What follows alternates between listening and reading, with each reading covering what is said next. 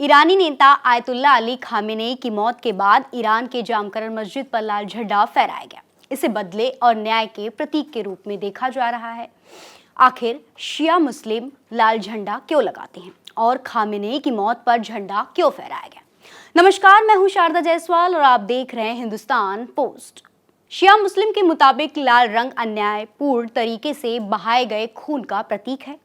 यह इस बात की याद दिलाता है कि किसी निर्दोष या बड़े नेता की हत्या हुई है जिसका बदला अभी बाकी है।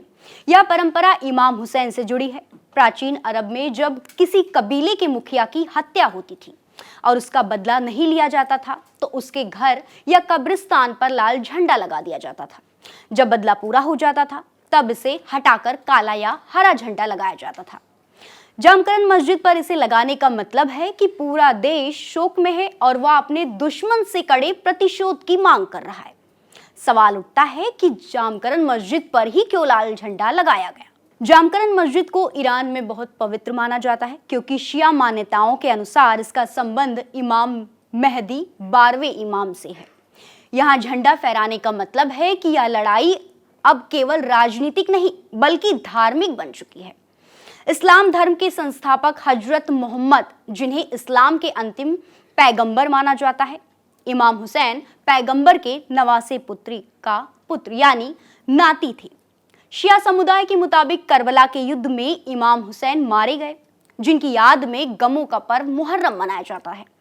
मुहर्रम के 10वें दिन ताजिया जुलूस निकाला जाता है। ताजिया पैगंबर मोहम्मद के वारिस इमाम हुसैन के शोक का प्रतीक है। आखिर शिया सुन्नी में संघर्ष क्यों हो रहा है, ऐसा सवाल सभी के मन में उठा। सबसे पहले करबला के इतिहास के बारे में बताते हैं। करबला का इस्लाम धर्म में एक अलग महत्व है और इस्लाम में शिया और सुन्नी संप्रदाय के बीच विवाद में भी करबला का अलग स्थान है।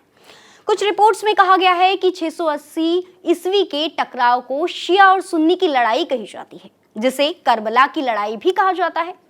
ये लड़ाई पैगंबर मोहम्मद के नवासे नाती हुसैन और खलीफा उमैयद वंश के यजीद के समर्थकों के बीच हुई थी।